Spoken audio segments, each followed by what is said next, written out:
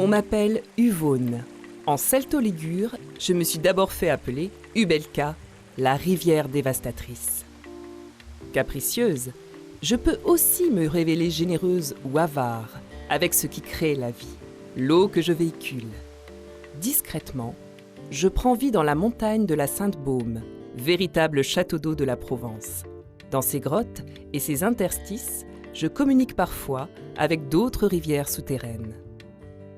Ne vous fiez pas aux apparences, mon lit est bien plus profond et plus large que ce que vous voyez en surface. Par moments, je disparais sous terre et je réapparais plus loin.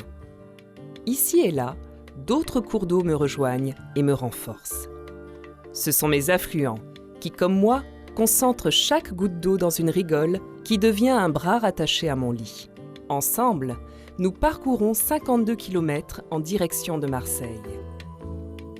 Du fait du ruissellement pluvial, 27 communes sont rattachées à mon bassin versant. Depuis longtemps, je nourris la vie végétale et animale qui m'entoure, y compris l'homme. Depuis longtemps, il puise en moi l'or bleu. Pour moi, un peu l'Uvonne ici, c'est l'arc de ce qui se passe, c'est-à-dire c'est la colonne vertébrale de notre région. La parcelle que je cultive ici, ça fait à peu près 1,5 hectare. Ça borde complètement l'Uvonne. Évidemment que tout ce qu'on ne met pas dans le sol, c'est autant qu'on ne retrouve pas dans l'Uvonne de la nappe phréatique. Depuis longtemps, je l'inspire et lui procure fraîcheur et bon temps. Pour moi, l'Uvonne, c'est une belle rivière. Ça me fait plaisir de la voir déjà, mais surtout parce que c'est un gros plaisir à moi de me retrouver devant cette Uvonne. Elle est belle, j'en profite un maximum, du coup je peux venir taquiner entre 2-3 cours à la canne à pêche. On a pêché avec les puzettes. C'était trop rigolo parce qu'il y avait beaucoup de bêtes qui tournaient dans tous les sens. L'eau, elle est propre et elle n'est pas polluée. Et vous savez comment je le sais? Parce qu'il y a ce genre de bébêtes qui vivent dans l'eau. Ah, parce que eux, ça veut dire qu'elles aiment l'eau. Elles aiment l'eau propre. Et si elles ont de l'eau sale, eh ben elles meurent. Et du coup, il n'y en a pas. Et donc, il n'y en a pas. On le relâche? Voilà. L'Uvonne, pour moi, c'est d'abord une qualité de vie. L'Uvonne, c'est notre coin de campagne à nous, c'est notre qualité de vie à nous. Et les compagnons, ils trouvent beaucoup de bien-être. C'est une valeur ajoutée à une qualité de vie qu'on essaye ici de préserver, bien qu'on soit dans quelque chose de très urbain, proche de la ville, dans un site un peu industriel. Depuis longtemps, il déverse aussi en moi ce dont il ne veut plus. Eh bien, l'Uvonne, c'est le fleuve de Marseille et on aimerait bien s'y baigner. Donc ça serait bien que tout soit propre pour pourquoi pas autoriser des coins de baignade après tout. Et parfois, il me craint aussi lorsque je sors de mes gonds. La nuit du 17 au 18 janvier 1978, il y a eu tant de pluie. Au fur et à mesure, le montait. On a essayé de mettre des agglos sous le lit pour voir, mais après c'était trop, on ne pouvait plus. Et vers 3 h du matin, il a fallu qu'on parte direct. On est parti, on a traversé tout ça. Depuis 40 ans, on n'a jamais plus revu cette inondation. Alors, l'homme m'a aménagée et contrainte, déviée et détournée.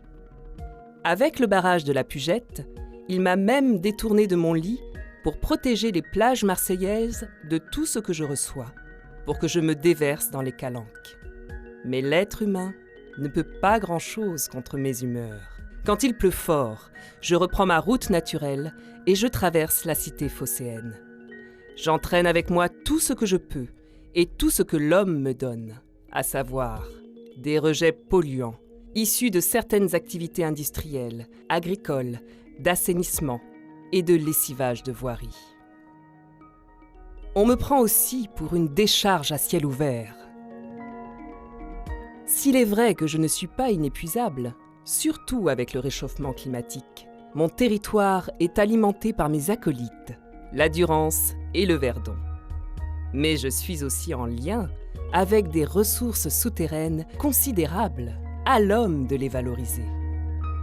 En surface, les 120 seuils qui me jalonnent, moi et mes affluents, font barrage à de nombreuses espèces animales, comme les poissons. bien d'autres aménagements ont été faits, comme des berges bétonnées pour protéger des inondations ou des sols imperméabilisés qui, au contraire, empêchent l'eau de s'infiltrer naturellement dans la terre. Ces aménagements ne mettent pas en valeur mes berges, et les tronçons privés les rendent difficiles d'accès aux promeneurs. Heureusement, depuis longtemps, des personnes s'occupent de moi. Si je lui apporte de la fraîcheur, l'homme veut à son tour me rafraîchir, et il a décidé de décupler ses efforts pour y parvenir. J'entends même murmurer que je suis une opportunité. Agir ensemble pour le bassin versant de l'Uvaune. Grâce à de la connaissance sur le fonctionnement des milieux et des aménagements, grâce à des travaux basés sur des schémas directeurs, en concertation et transversalité à l'échelle du bassin versant, grâce à l'accompagnement de projets de territoire prenant en compte les enjeux de l'eau, grâce à des espaces de promenade, de déplacement et à des événements sur mes abords et ceux de mes affluents. Je suis même le sujet d'un défi à long terme. Pour que je participe à l'amélioration du cadre de vie de l'homme, pour que les anguilles remontent vers ma source, pour que je me libère à nouveau avec mes affluents dans la baie de Marseille, sans nuire aux baigneurs. Un beau rêve qui, nous l'espérons, verra le jour.